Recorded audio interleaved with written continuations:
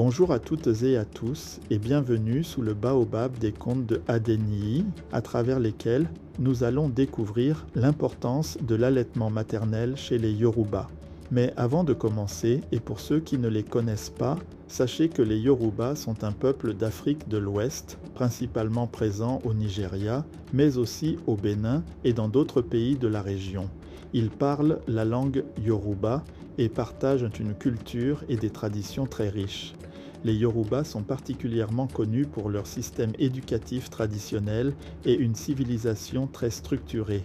En effet, il y a fort longtemps, dans la vallée de Keitan, les mères Yoruba se rassemblaient au pied de l'Iji Omo, qui signifie « l'arbre des enfants ».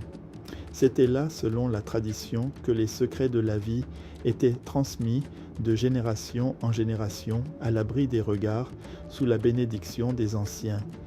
Parmi ces femmes, il y avait le grand Adeniyi, le conteur des peuples, fils d'une nourrice et d'un chasseur. Il n'avait pas seulement hérité des mots, il portait la mémoire d'un peuple. Un jour, il fut invité à parler aux jeunes filles qui allaient devenir mères. Il se leva, caressa son tambour et dit « Chez nous, les Yoruba, l'enfant n'appartient pas seulement à sa mère. Il est un lien vivant entre les ancêtres et ceux qui ne sont pas encore nés. Le lait maternel n'est pas qu'un aliment. Il est mémoire, protection et promesse. » Il s'avança vers le cercle des femmes et continua. « Savez-vous pourquoi, dans chaque village, on dit que le sein d'une mère est la première médecine de l'enfant ? En bien parce que le lait maternel est vivant. Il parle, il écoute, il guérit. Il contient ce que même les feuilles sacrées d'Ifa ne peuvent donner. Il protège l'enfant contre les maladies. Il renforce son esprit.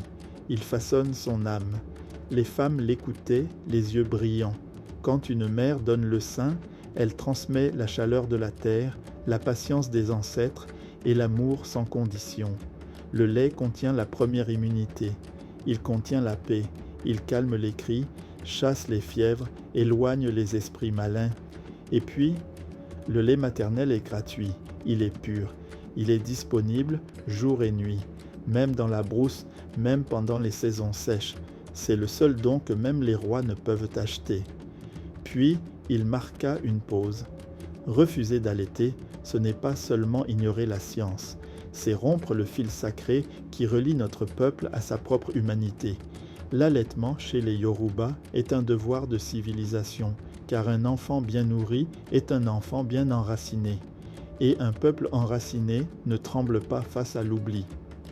Adeniyi ira plus loin pour enseigner à travers ce conte que chez les Yoruba, l'allaitement maternel est un acte de continuité, de dignité et de résistance. Il n'est pas seulement un acte biologique, c'est un acte sacré. Une protection contre les maladies. Une nourriture de l'intelligence. Un lien affectif profond entre mère et enfant. Une mémoire culturelle transmise par le corps. Ce sera tout pour les contes de Adeniyi du docteur Soliou de ce jour. À bientôt.